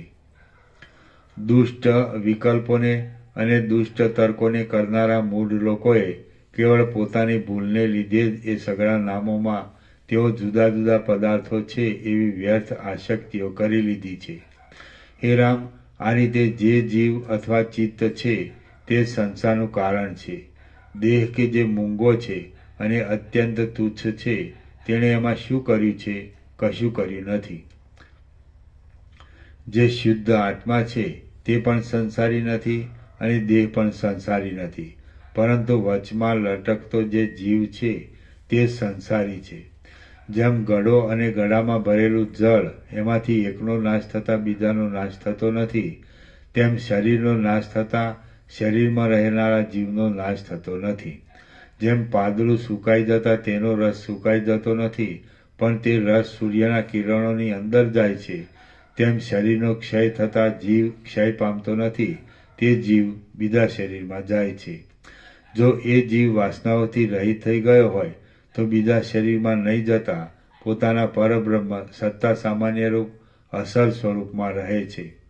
જે મૂર્ખને દેહનો નાશ થતાં પોતે નાશ પામે એવી ભ્રાંતિ થતી હોય તેને હું ધારું છું કે પોતાની માતાના સ્તનમંડળમાંથી પિશાચ ઉઠવાની ભ્રાંતિ પણ થવી જોઈએ. દેહનો નાશ થવાથી કાંઈ વળતું નથી, પણ જો ચિત્તનો નાશ થાય તો મોટો ભાગ્યોદય થયો એમ ગણવામાં આવે છે.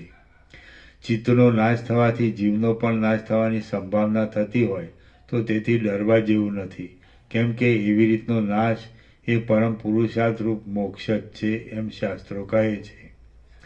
જે મરી જાય છે તે નાશ પામે એમ જે કહેવામાં આવે છે એ તો ખોટું જ કહેવામાં આવે છે એમ હું ધારું છું. કેમ કે જે મરી જાય છે તે તો બીજા દેશમાં તથા બીજા કાળમાં બીજા શરીરને ધારણ કરતો અનુભવમાં આવે છે. મરણો નામની નદીઓના તરંગોમાં ખડની પેઠે તણાયા જતા જીવો સંસારમાં દેશના તથા કાળના અંતરાયને લીધે અમુક નષ્ટ થઈ ગયો અને અમુક નવો જન્મ્યો ઇત્યાદિ કલ્પનાઓને કેવળ ભ્રાંતિથી જ કરી લે છે. હે રામ, જીવ એક શરીર ત્યજીને ક્ષણ માત્રમાં વળી બીજા પ્રદેશમાં બીજા શરીરમાં જાય છે અને વળી તે બીજા શરીરને પણ ત્યજી દઈને વળી બીજા પ્રદેશમાં તથા બીજા કાળમાં ત્રીજા શરીરમાં જાય છે. જેમ વાંદરો જંગલના એક ઝાડને ત્યજી દઈને બીજા ઝાડમાં જાય છે, તેમ જીવ વાસનાઓને લીધે એક શરીરને ત્યજી દઈને બીજા શરીરમાં જાય છે. જેમ બાળકોને વસ્ત્ર આદિથી ઢાંકી ડૂંબીને તેથી જીવનારી વ્યભિચારીની ધાવ બાળકોને લાંબા કાળ સુધી અહીં તહીં ફેરવ્યા કરે છે, તેમ જીવોને ઢાંકી દઈને તેથી ટકી રહેનારી વાસના જીવોને લાંબા કાળ સુધી અહીં તહીં અનેક જન્મોમાં ફેરવ્યા કરે છે. અનાદિકાળથી વાસનાઓરૂપી રજ્જુઓથી બંધાયેલા અને પરસ્પરથી પોતાનું જીવન ચલાવનારા સિંહાદી જીવો પર્વતોની ગુફાઓમાં જ અત્યંત દુઃખથી જીવનને પૂરું કરી નાખે છે. હૃદયમાં રહેલી વાસનાઓને લીધે અનાદિકાળથી ટકી રહેલા દારિદ્ર્ય તથા રોગો આદિ દુઃખોના બોજાઓને ઉપાડતા અને અનેક યોનિઓમાં થતી દુર્દશાઓથી બગડતા જીવનોવાળા જીવો લાંબા કાળ સુધી નરકોના સમૂહમાં વસે છે. વાલ્મીકી મુનિએ ભરદ્વાજને આટલે સુધી કથા કહી ત્યાં દિવસ જતો રહ્યો. સૂર્ય આથમી ગયો અને મુનિઓની સભા વાલ્મીકીને પ્રણામ કરી સાયંકાળના નિત્યકર્મો કરવા માટે ત્યાંથી ઉઠીને નાહવા ગઈ. રાત્રિ વીત્યા પછી જ્યારે સૂર્યના કિરણો ફૂટ્યા ત્યારે એ સભા પાછી વાલ્મીકી મુનિની પાસે આવી. શ્રી યોગ વાસિષ્ઠ મહારામાયણમાં ઉપશમ પ્રકરણનો સંસારોપદેશ નામનો સર્ગ 71મો સમાપ્ત. વાલ્મીકીનો 13મો દિવસ સમાપ્ત. ઓમ ઓમ ઓમ. આનો નંબર 735 પૂરા થયા. પ્રસાદ દે દઉં.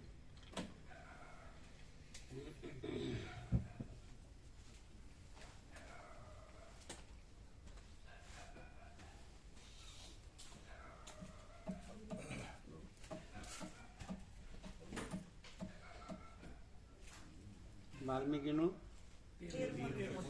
13 દિવસ છે ને?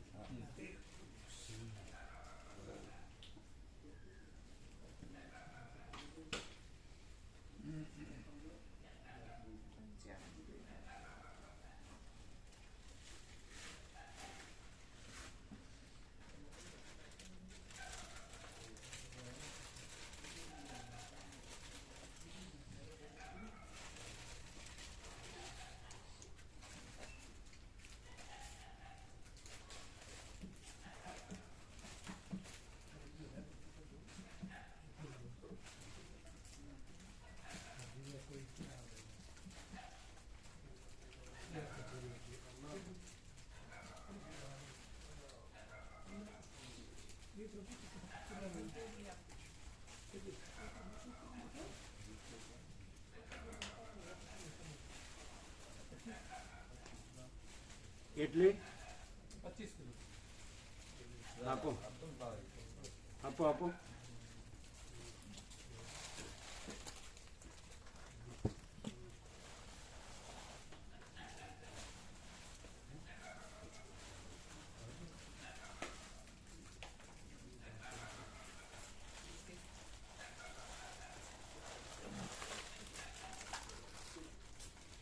આ બધાને તો મળી ને?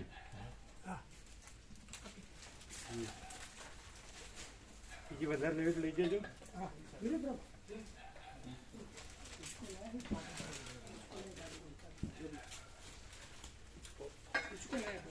हाँ इसको ले गया था रिपेयर करवा लाया उतर दी हिचका हिचका ઈચ્છા. આપણે જોઈને આવીએ પછી લગાવશું ફિટ કરશું.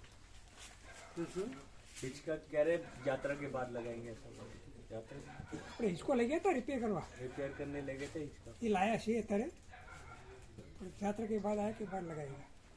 ક્યાં લગાવ્યો? यात्रा से आने के बाद लगाएंगे ऐसा. અચ્છા અચ્છા, અંદર મૂકી દીધો. હા તમે ના ઉતાર अभी દી तो उतारना बाकी है. ઉતાર આમ કેટલું વધ્યું? આમ હા કરી દો લાઈએ બતાવીએ.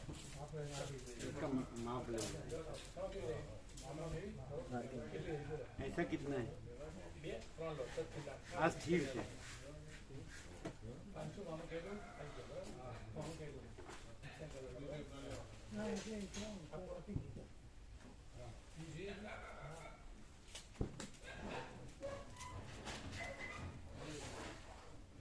જોઈ લીધી પત્રિકા વાંચી?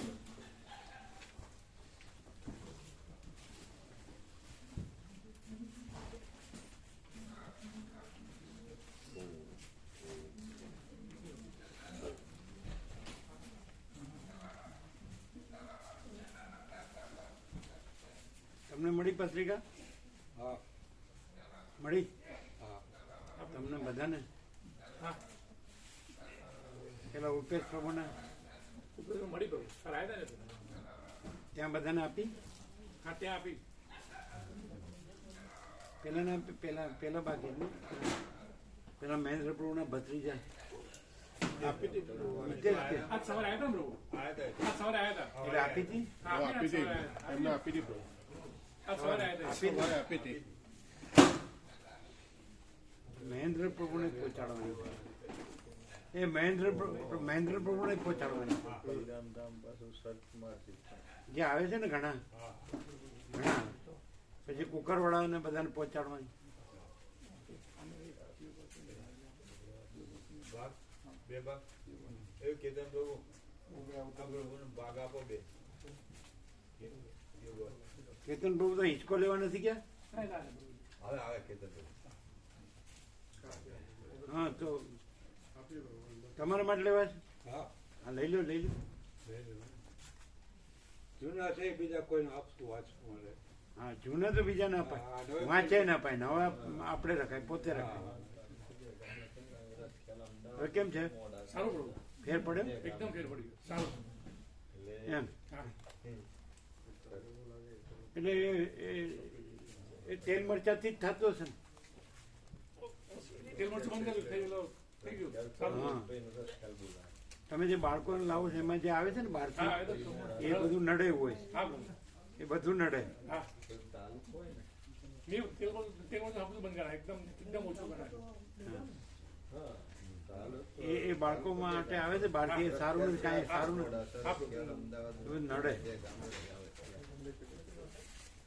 આપણે અહીં રાખો તો ખબર પડે કેટલી પડાય.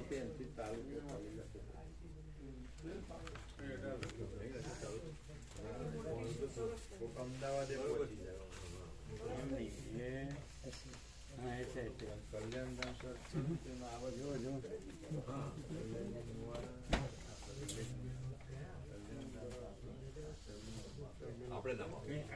પાછળ અહીંયા થોડું આ બેસવાની જગ્યાએ આટલું ઓછું છે, અડધો ફૂટ ઓછું. આમ સમય જવાય. हाँ હે? ऐसे से आराम बैठने का तो लाभ हो गया ये इधर से उतार दो હા બરાબર બરાબર, હા બરાબર. હા હવે આવી ગયું ને? બરાબર, બે ઇંચ તો વધે ને. હા, એટલે પૂરેપૂરું. કેવી રીતે વધારે? કાકા પ્રભુ એમના ત્યાં કર્યું ને, ભારત ત્યાં કર્યું. કાકા પ્રભુ એમના ભારત ત્યાં કર્યું. એટલે આગળ વધાર્યું, આગળ વધારે આમ કર્યું. પાછળથી ઊંચું કરજો કરજો. સીધું કરો. તમે ઊંચું રાખજો. આ રીતના. બરાબર. હવે તો થઈ ગયું, આમ ટૂંકું હતું અને આમ બરાબર બરાબર. મૂકી દો, જો પેલા એને ઉડાડતા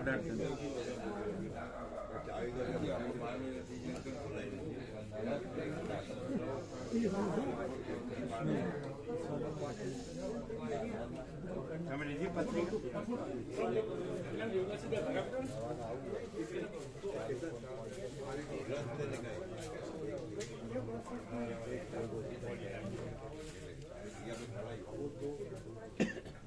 વાંચ્યું? આમાં પ્રભુ તાલુકો દેગામ લખ્યું હોય ને ના, ના, હવે બધાને ખબર જ છે. એટલે મોડાસા લખ્યા એક અમદાવાદ રખ્યા છે એટલે એ લોકોને ના, પણ અજાણ્યાને તો ખ્યાલ ના આવે ને કે દેગામ બધાને ખબર છે. આપણે અહીંયા છીએ ને એ બધાને ખબર. બરોબર. અને પાછું બીજી પત્રિકા અપાય છે ને, ભગવાનનો વ્યાપક હા, વારસો, એમાં આવી જાય. એમાં આવી જાય.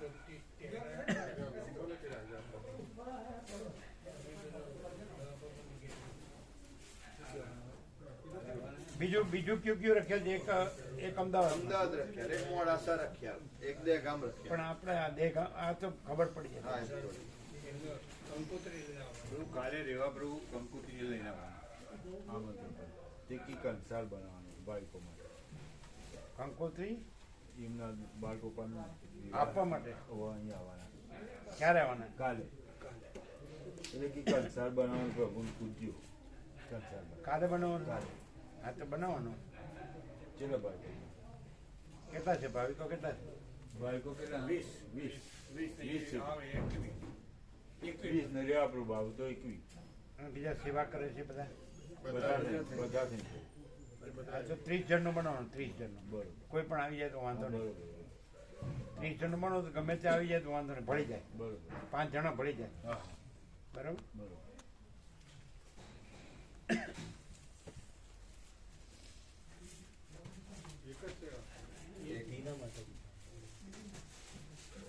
બે સેટ અમારા છે. ये दीना माताजी અમે ઘરે ગયા હતા ને તો આપ્યા હતા 2 જણા. એટલે કોને આપ્યા?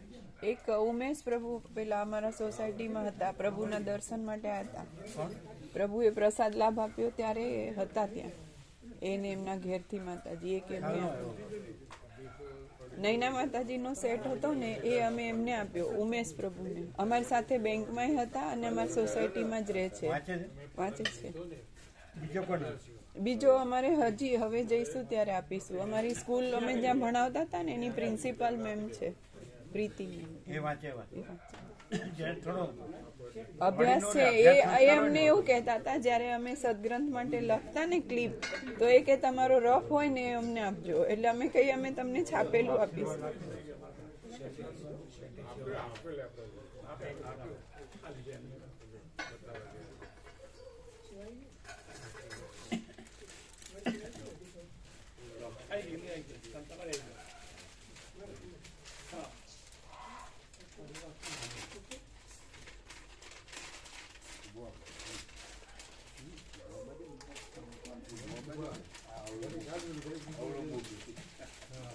આમ હતા એટલે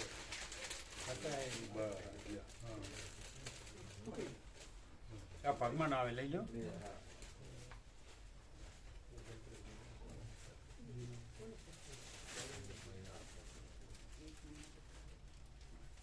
નામ લખો.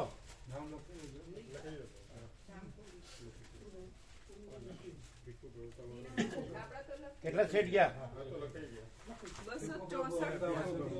263 હતા અમે બે લીધા ત્યારે, અને હવે 264 થયા. આપણ નામ તો લખો ત્રણેય. એ લખાઈ ગયા છે.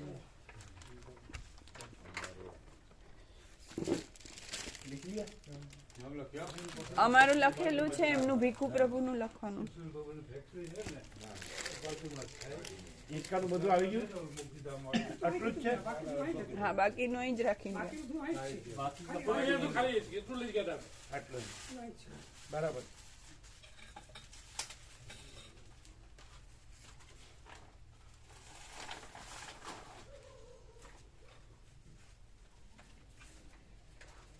બોલાવજો જે હોય. 264 264